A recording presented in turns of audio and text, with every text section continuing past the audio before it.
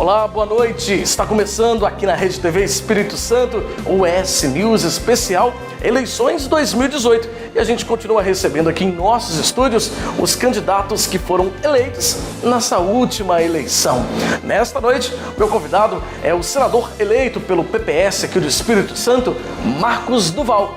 Duval, bem-vindo ao ES News. Eu que agradeço o convite, um prazer muito grande estar aqui com vocês. Prazer é nosso recebê-lo aqui, Duval. Olha, eu digo que a sua vitória, né, a sua candidatura e a sua vitória está sendo um marco na história do Brasil, do nosso estado em especial, porque foi uma renovação de 100%. Até então, nem as pessoas não acreditavam muito que conseguiria esse resultado, né? Você desbancar 2 senadores eleitos que acabam tendo um pouco mais de facilidade para poder fazer a campanha, e conseguiu, junto com o Fabiano Contarato, renovar 100% das vagas em aberto, né? Primeiro, agradecer os capixabas por acreditar na renovação. Nós escutávamos isso na rua, o desejo dos capixabas pela essa renovação, e as urnas colocaram isso de forma concreta, né? Então, primeiro, agradecer os capixabas por isso, por ter acreditado, né, no meu trabalho, no trabalho do Contarato. Mas nós vínhamos planejando isso há algum tempo, né? Muita gente acha que foi uma surpresa, mas não, a gente é um planejamento que nós tínhamos quase um ano e meio, e foi um obstáculo muito grande, porque a gente entrou nessa disputa sem verba partidária, só com a minha verba pessoal que eu tinha guardado, algumas doações, voluntários, e conseguimos fazer uma campanha de senador com verba de vereador do interior, e olhe lá. Você estava dizendo que foi R$90 mil que você gastou? Mais ou menos aproximadamente. Isso. Aproximadamente. É um recurso que realmente não faz campanha nem de vereador aqui no Brasil, não, né? Mas a gente trabalhou muito com nossa rede social, com voluntários, pessoas que queriam a mudança e colocaram o nome como voluntário. Eu quero ajudar, precisamos renovar. E como a gente não tinha nem o santinho, material gráfico, muita gente tirava xerox, fazia cópia, escrevia no caderno. Então foi uma campanha que a gente conseguiu mobilizar muita gente para que a gente conseguisse aí a vitória. Mobilizados realmente por esse sentimento da mudança, da renovação, né, da política do nosso país. Isso é muito interessante. Você teve 863.359 votos, foi mais de 24% dos votos válidos aqui no estado, né? Como a gente disse, foi o segundo mais votado, um pouquinho menos do que o Contarato. O Contarato teve 1 milhão e pouco, ou seja, um pouco menos do que o Contarato. Isso realmente mostra, ou seja, e o dobro do que o terceiro colocado quase. Isso mostra realmente que o sentimento de renovação ficou muito presente, né? O eleitor mandou um recado para os políticos. Exatamente. E para nós também. Mandou-se, a gente não fizer pela sociedade, não entregar para a sociedade, nós vamos sair também. Então o capixaba deixou claro, e eu acho que muito bem claro, e eu sinto muito orgulho de ser capixaba, porque eu acho que é isso aí mesmo. O político está para servir a sociedade, está para servir o povo, né? Não a servir a si mesmo, não pensar nas eleições. O que a gente sempre via é isso, um político que fazia algumas estratégias para se permanecer no poder. E o que a gente quer não, a gente quer fazer um trabalho voltado para essa e para as próximas gerações, e não pensando em reeleição. Se for, vai ser por consequência, vai ser por desejo da sociedade, mas fora isso, o nosso trabalho é de entrega. Bacana. Duval, a sua área digamos assim, a sua bandeira maior, eu penso, sempre foi na sua trajetória profissional, a área da segurança pública. Você é especialista em segurança pública, né, consultor de segurança, empresário e membro de honra, inclusive, da SWAT, que é a polícia norte-americana. Ou seja, tem uma experiência, uma bagagem grande nessa área, e eu penso que vai usar também, com certeza, esse conhecimento para tentar agregar isso em Brasília, em prol dos capixabas e do povo brasileiro, né? Queria que você falasse um pouco dos seus planos, o que você pretende levar de ideias para o Senado Federal, para ser implantado no país, aqui no estado também? Então, um novo olhar sobre segurança pública. A gente tem uma visão no Brasil diferente de segurança pública, como se tem nos outros países, e rodando o mundo inteiro ensinando, a gente acaba entendendo que existem outras formas de fazer segurança pública, né?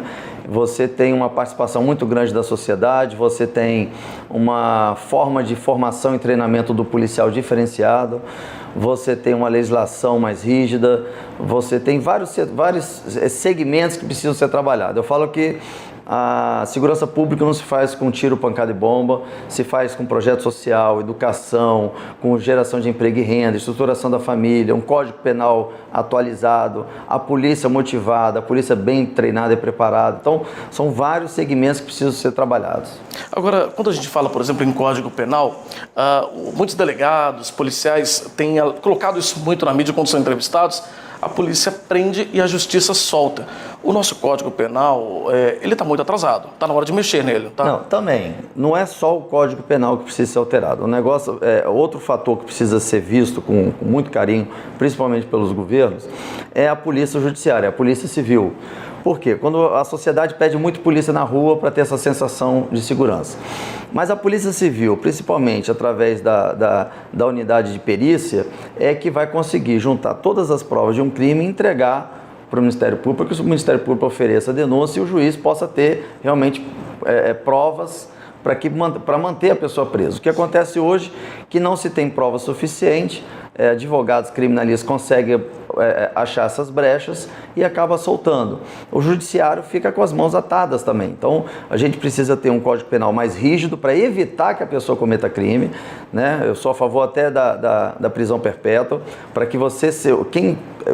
A visão americana não é que você vai ser preso para se ressocializar e voltar para a sociedade. Você é preso para você servir de exemplo para que outros não cometam o mesmo crime. Sim. Então, aqui no Brasil não tem essa visão e a gente precisa alterar o Código Penal para poder ver, olha, se você cometer um crime, você vai ser punido, severamente punido, e você precisa servir de exemplo para os outros. Então, a gente também precisa fazer um trabalho de investimento na Polícia Civil. É uma polícia que nunca foi olhada como ela tem que ser olhada. Uma valorização dessa polícia. Não só a valorização da categoria, que é importante, mas de equipamento, tecnologia. E como eu faço esse trabalho nos Estados Unidos, já trabalhei essa porta para estar aberta para os capixabas, para os policiais capixabas, para irem lá, fazer intercâmbio, fazer o melhor possível para o capixaba. Eu quero que o cidadão capixaba se sinta assim, num estado com melhor qualidade de vida, mais seguro de se viver hoje no Brasil. Agora, Duval, quando a gente fala e segue esse exemplo, que é fantástico realmente da polícia norte-americana, da SWAT, que você treina e tem essa experiência, essa bagagem, quando a gente compara com a realidade de Brasil, de recursos públicos, como que você vê essa diferença? Porque, de fato, é uma referência muito boa para o brasileiro, né, a polícia norte-americana, mas o Brasil teria hoje condições de adotar algumas ideias que são bem-sucedidas nos Estados Unidos, por exemplo? Não, com toda certeza. Primeiro, assim, a SWAT ela ficou muito famosa pelo número de casos que ela se envolve, mas um número baixíssimo de morte. Então, a preservação da vida da polícia americana é o foco principal. Então, a formação e o treinamento ela é diferenciado do que é feito para nós no Brasil. No Brasil, é muito questionado, mas nós vivemos num país em guerra, precisamos treinar como se estivéssemos em guerra. Só que quando a gente treina um policial, que é focado para servir e proteger, num estilo de treinamento que é estilo militar, que vai para a guerra, que é para matar e destruir, nós começamos a fazer um ciclo da violência. Então não se para, né? Então a gente precisa também entender que a formação, o treinamento do policial brasileiro, ele precisa ser alterado. Não é totalmente modificado, mas feito por uma nova tendência. Nós estamos buscando, o mundo inteiro está seguindo outro caminho e a gente precisa entender que a polícia brasileira e a polícia capixaba também precisa seguir por esse caminho, que é da preservação da vida. Então, a SWAT, tem policiais amigos meus que aposentaram depois de 25 anos dentro da unidade da SWAT e nunca tiraram a vida de ninguém, nunca precisou matar ninguém, de tão eficiente que é o treinamento e as táticas. Então, a gente quer trazer isso para cá, para os capixabas. Quanto mais treinamento, que não se investe em treinamento, o governo acha que treinamento a sociedade não vê, então é melhor investir em viatura, equipamento. Então é trazer essa cultura de investir em capacitação. A gente fala que educação é que move, que muda a geração. E a educação também na área policial, né? O treinamento é equivalente à educação, ela precisa ser feita com um olhar mais direcionado para as polícias no Brasil. Duval, você tem uma fala, eu já ouvi isso em algumas entrevistas suas, abre aspas, eu sou contra, né, bandido bom é bandido morto, essa fala, não é isso? Você tem dito isso e fala isso com constância.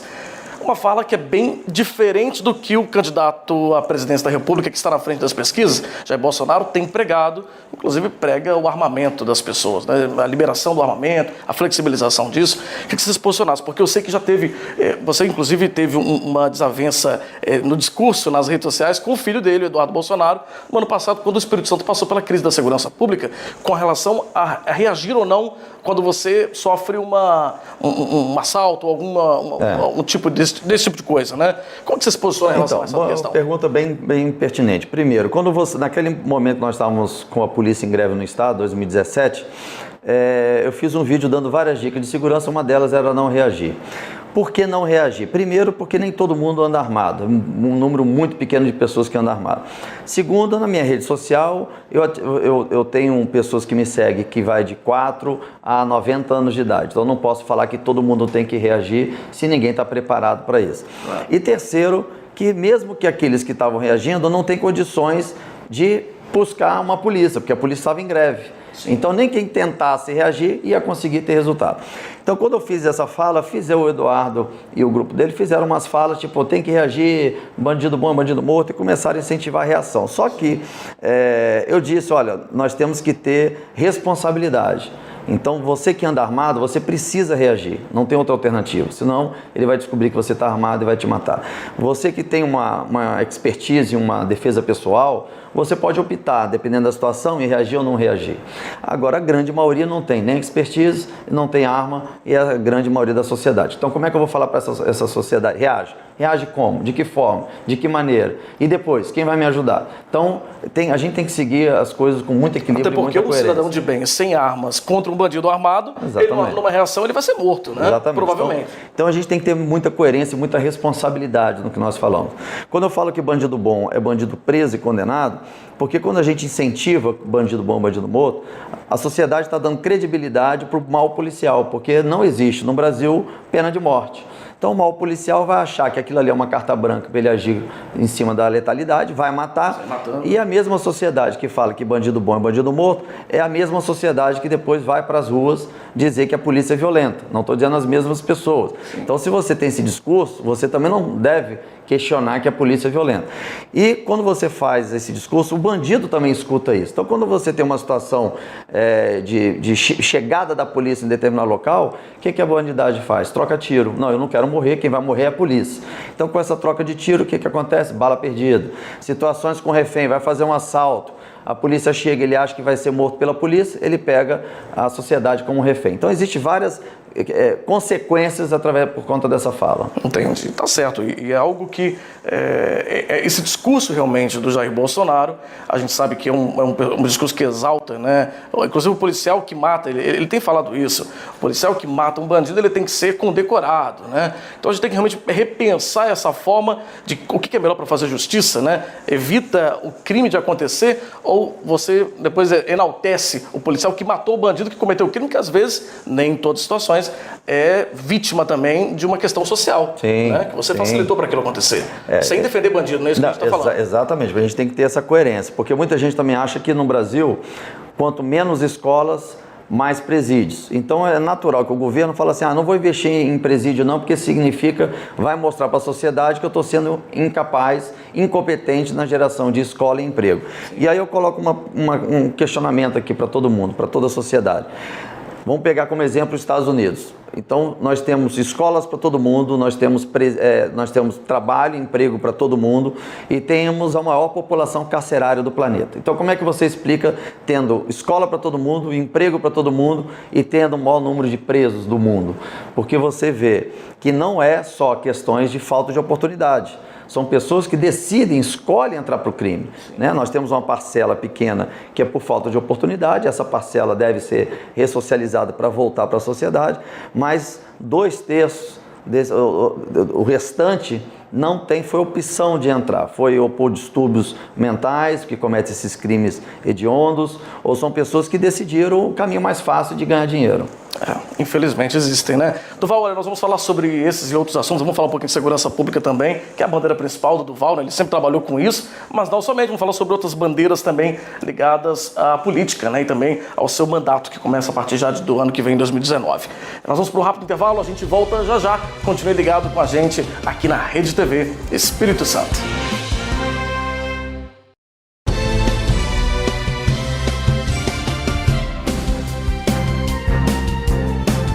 Estamos de volta com o ES News especial aqui na Rede TV Espírito Santo. A gente continua a nossa conversa com o senador eleito pelo Espírito Santo, pelo PPS, Marcos Duval. Ele teve mais de 863.359 votos, mais de 24% dos votos válidos, foi o segundo mais votado, né? A gente falou sobre isso no bloco anterior, e a gente destacou muito a questão da segurança no bloco anterior também, Duval, porque foi sempre a sua bandeira de trabalho, né? Você é membro de honra da SWAT, tem mais de 20 anos treinando a polícia norte-americana, né? Tem inclusive uma empresa de treinamento também de policiais aqui no estado. A gente destacou muito essa questão da segurança. Queria falar um pouquinho também sobre, na política de uma forma geral, sobre as reformas, né? Há pouco tempo a gente teve uma reforma trabalhista aprovada no Brasil, mas fala-se muito da importância das outras reformas. Reforma previdenciária, reforma tributária, enfim, reformas que a gente vê que, de fato, a própria reforma política, né, são necessárias para o mundo, para o tempo atual que a gente vive, na verdade. A gente tem que se atualizar, né? E agora, a reforma que teve trabalhista teve um problema grande de perder alguns direitos que o trabalhador já tinha adquirido, né? Então isso fica desconfortável para a sociedade, que tinham certos direitos e perderam esse. Eu acho que faltou debate, faltou conversar com a sociedade, faltou colocar as situações, esse diálogo. Quando você impõe sem que a sociedade participe disso, eu acho que uma das nossas vitórias foi trazer a sociedade junto com a gente nesse projeto. E eles acreditaram e conseguiram eleger a gente. Então, acho que nós vamos exatamente em cima disso. A gente quer fazer um pacto com todos os senadores que estão chegando lá, a grande maioria são de novos, parar de pensar na sua própria candidatura ou no seu partido e pensar no Brasil para a gente poder aprovar pautas que estão lá agarradas por muito tempo, essas reformas que são necessárias, debater com a sociedade. Hoje a gente tem canais aí de redes sociais que a gente pode debater diretamente com a sociedade. Então, o que está faltando, acho que era isso. O que a gente percebia até então é políticos querendo se permanecer no poder, se perpetuar. Até para a chegada do novo é muito complicado, falta de recursos, falta de tempo. Muita gente não me conhecia porque eu também 30 dias para poder aparecer igual os outros candidatos que estavam querendo a reeleição. Então, uma corrida injusta. Então, nós temos que fazer aí muitas reformas e rápidas para poder a sociedade conseguir perceber que o Brasil começou a sair do lugar. Nós vamos ter um país dividido, independente de quem ganhe. Então, polarização política. Então, é a hora também do Congresso estar unido para isso, mostrar essa união que nós vamos levar para o Brasil para o crescimento, discutir esse pacto federativo, que é muito injusto para os municípios que pagam e ficam pouco recurso para cá, a maior parte vai para a União. Então, assim, a gente precisa rediscutir isso, porque a maior parte dos ativos, o passivo fica com os municípios e o ativo fica com a União. Então a gente tem que realmente discutir isso e conseguir esse apoio da sociedade junto no meio político. A gente não pode mais virar a cara para a política, a sociedade acho que entendeu isso. A única coisa que eu pediria para a sociedade é não ir com agressividade, com estupidez, com falta de respeito. A gente pode discutir política, reformas, melhorias, mas com respeito a ideias e pensar não no agora. A gente tem que pensar nas próximas gerações. O que vai ficar para os nossos filhos? A gente tem que parar de pensar na gente e começar a pensar no nosso país e nossos filhos. O John Kennedy, que foi o presidente americano que foi morto, ele dizia, não é o que o país tem que fazer por você, mas o que você pode fazer pelo seu país. Eu acho que a premissa é essa. Duval, quando a gente fala em reforma, e vocês estão um pouco de algumas delas, né? Entre a previdenciária, a tributária, a política, são reformas que envolvem a tributária e a previdenciária, recursos públicos, né? Recursos que são alegados e que já está no limite para não ter uma grande crise no Brasil, não ter recurso para pagar realmente, por exemplo, os aposentados, quando se fala na previdenciária, né? Na reforma previdenciária. Mas a reforma política é algo prioritário no Brasil, enquanto a gente também vê um país que passa por tanta crise de corrupção, tantos políticos sendo condenados, né? A Lava Jato mostrou isso há pouco, ou seja, são pautas de emergência, não são? Primeiro, a reforma tributária, a gente tem que pensar que precisa enxugar a máquina pública, porque tem muitos cargos que são usados para as pessoas que ajudaram, padrinharam a campanha e tal, então você vai enchendo. Nós temos também que eu discordo da verba partidária. Eu não tive verba partidária, mas ao mesmo tempo que o governo decreta quase 20 e poucos anos sem investimento em saúde, sem investimento em educação, ele pega um recurso equivalente e distribui para os partidos fazerem campanhas. Então são coisas incoerentes, né? Você tem que ser coerente. Poxa, está tirando da saúde, da educação. A a reforma da Previdência é uma conta que já não está fechando. Já não fecha. Nós temos poucas pessoas nascendo, nós temos um grupo grande de jovens e adolescentes que estão morrendo por conta da violência, a outra parte está indo embora do país, a outra parte está querendo o serviço público que é mais seguro para ele, então não está gerando emprego, não está gerando renda, as pessoas estão envelhecendo mais tarde, então essa conta vai chegar. Idosos que estão morrendo cada vez mais idade, mais velhos, Então, a conta vai chegar e vai faltar, isso é fato. Então a gente precisa pensar mesmo na aposentadoria das próximas gerações, como é que vai, o que a gente está entregando para as próximas gerações. E o brasileiro é muito, deixa eu resolver a minha parte, meu grupo, e a gente não pensa nessa forma coletiva. Está faltando o brasileiro pensar de forma coletiva. Na reforma política, você falou um pouco desse enxugar os custos, né, os gastos. Na reforma política, você acha que a prioridade é rever talvez essa forma também de eleição? Porque fala-se muito também na eleição, aquela eleição por voto de legenda e tudo mais, um que carrega o outro. Eu discordo disso completamente. Se você vota no candidato, é ele que tem que entrar. Os mais votados. Os mais votados, ponto. O número de partidos é muito grande, verbas partidárias, as coligações, o tempo de TV, tem que ser tudo igual. Ter 3, 4 partidos no máximo, e o tempo de TV dividido por todos. A gente tem que oxigenar a política, dar oportunidade para os novos entrarem, a mesma oportunidade que os antigos estão. Então esse jogo é muito difícil você conseguir entrar como novo, sem recursos, com o mesmo tempo. Então a regra é feita para quem está no poder, quem está no governo, permanecer. Esse que é o problema. Por isso que a gente teve aí, durante muitos anos, sempre os mais dos mesmos. E o capixaba mostrou para o Brasil que quando a gente quer, a gente consegue, mesmo com uma regra tão difícil, a gente consegue ainda fazer a mudança. Certo. Duval, outra coisa, a gente falou um pouco no bloco anterior sobre a sua experiência, sua bagagem na empresa, na área profissional, né, como empresário, como treinador, membro de honra da SWAT. Falamos um pouquinho também dessa questão da área da segurança, que é prioritária para o seu mandato, mas você estava me dizendo que você nunca foi candidato a nada, foi a sua primeira candidatura, é isso? Exatamente. Nem a síndico. Nem a síndico do seu prédio? Não, nunca foi. Existiu uma demanda da questão da segurança pública em 2017, a sociedade entendeu que sem polícia não se tem educação, não se tem escola, né, não se tem escola, saúde, geração de negócio, o mercado parou. E era uma bandeira que eu sempre colocava da importância, né? A segurança pública é o tripé da sociedade. E a sociedade não via dessa forma. Quando se desenhou e a sociedade sofreu no Espírito Santo, eu fui me propor ajudar. Foi quando o Renato Casagrande, ele tem um projeto Estado Presente que fez muito sucesso no governo anterior, e Renato Casagrande falou, eu tenho um projeto de vir ao governo de novo, ser candidato de novo, e eu acho que está na hora de você contribuir, né? Não mais como um empresário, um instrutor de polícia, mas você dá a contribuição como pessoa, como cidadão, colocando o seu nome como candidato. De imediato eu recusei, falei que não, levei essa possibilidade para a família recusou de imediato, não, você vai sujar seu nome, vai estragar sua carreira, política não presta, e eu achei que eu devia fazer alguma coisa. Foi quando eu tive a oportunidade de estar com a minha filha, ela com 12 anos de idade, e olhei para ela e falei assim, poxa, eu estou com 47, né? A gente tem não muito mais tempo de vida aí, temos um pouquinho mais, né? Mas como é que eu posso encerrar meu tempo de vida aqui nesse mundo e falar para minha filha, desculpa, mas o pai tinha a oportunidade de ajudar, deixar uma geração melhor, um estado melhor para você, mas o pai negou essa possibilidade. E aí eu falei, eu vou colocar meu nome, nós vamos entrar nisso. Chamei o Aldeci Carvalho, que é um estrategista, fez todo o planejamento nosso estratégico, deu uma caminhada de 1 ano e meio até o dia da eleição. Muita gente acha que foi surpresa, mas isso estava planejado. Se você for pegar o nosso gráfico, vai ver que a gente tinha que subir no momento certo, na hora certa, e aparecer de surpresa. Eu sempre disse que é uma estratégia igual os vietnamitas fizeram durante a guerra do Vietnã. Né? Foi quase uma estratégia de guerra, então. Exatamente, mesmo, né? Surgir na última hora e surpreender o inimigo. Tá certo.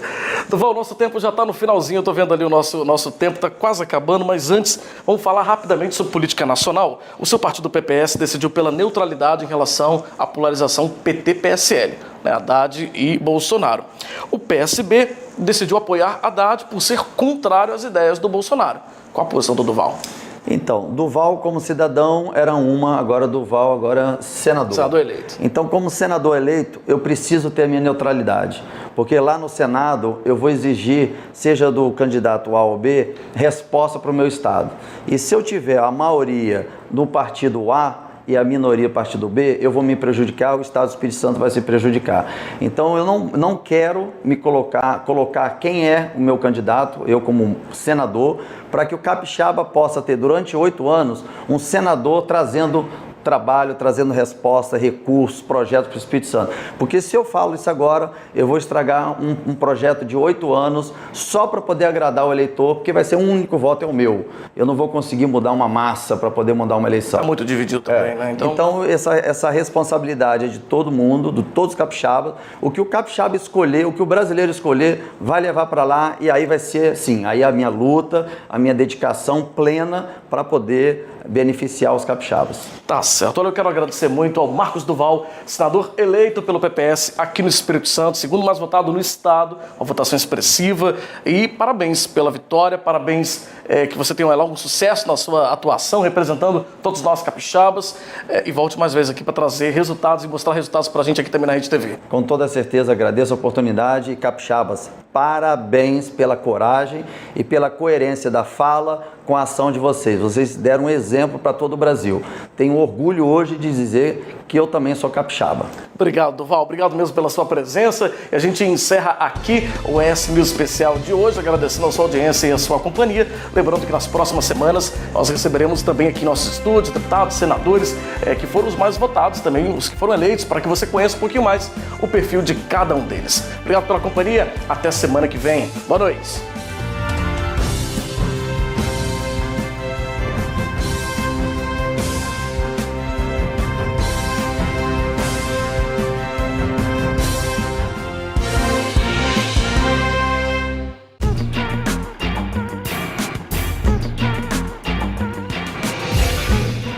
E agora é hora de ficar por dentro dos filmes que estão em cartaz nas telonas da rede Cinemark na Grande Vitória.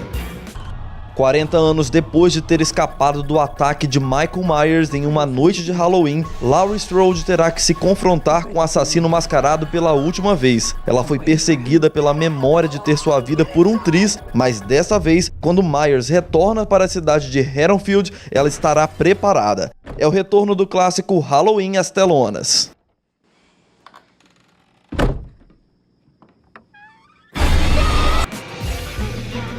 Em Fúria em Alto Mar, durante uma missão de resgate nas profundezas do Oceano Ártico, um capitão da Marinha descobre que um golpe com o poder de ameaçar a ordem mundial está prestes a acontecer.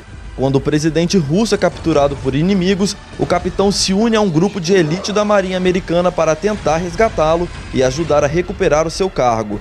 Eles terão que navegar em águas inimigas e estabelecer uma aliança com os russos para impedir que a Terceira Guerra Mundial se inicie. No fim do século XIX, a Revolução Federalista marcou o sul do Brasil. Na época, o caudilho revolucionário Gumercindo Saraiva foi assassinado pelos legalistas.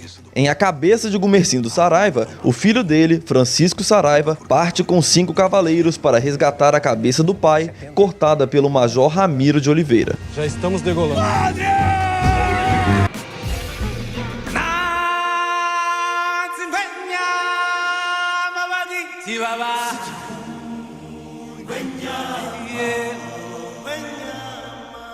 Essa música dá uma nostalgia, né? Pois é, a gente sempre dedica as animações da nossa agenda para a criançada. Mas dessa vez o Cinemark reexibe um clássico que marcou uma geração que já está bem crescidinha. O Rei Leão, sucesso absoluto dos estúdios Disney, está de volta às telonas, mas por uma curtíssima temporada. Então aproveite essa oportunidade, entra lá no site do Cinemark e saiba mais sobre os horários desse e de outros filmes.